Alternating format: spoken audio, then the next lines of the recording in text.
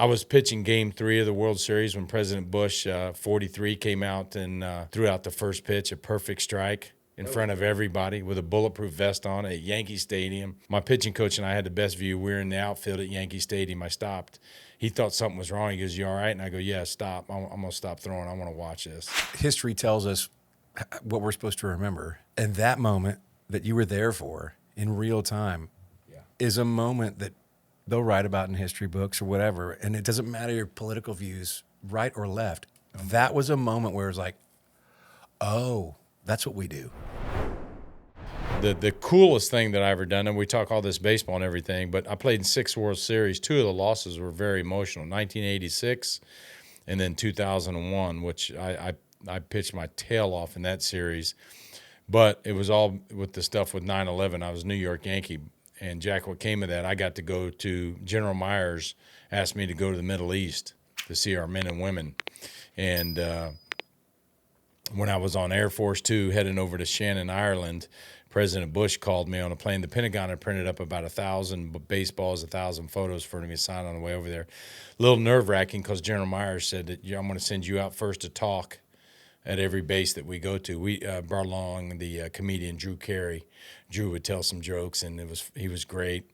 And but it was an experience for me that I'll never forget. Now I know I feel safe when I go out on a mound in front of 55,000 people. I was pitching Game 3 of the World Series when President Bush, 43, came out and threw out the first pitch, a perfect strike in front of everybody with a bulletproof vest on at Yankee Stadium. Place lit up like a Christmas tree. I had the best. My pitching coach and I had the best view. We were in the outfield at Yankee Stadium. I stopped. He thought something was wrong. He goes, "You all right?" And I go, "Yeah, stop. I'm going to stop throwing. I want to watch this." 15 snipers on top of the stadium. You could see their silhouettes of our guys. That's a moment in American history that, like, history tells us what we're supposed to remember. Yeah. And that moment that you were there for in real time is a moment that they'll write about in history books or whatever. And it doesn't matter your political views, right or left. That was a moment where it was like, oh, that's what we do. Yeah. It's cool. He went out there, bulletproof vest, kicked up his leg, threw a perfect strike right down Broadway.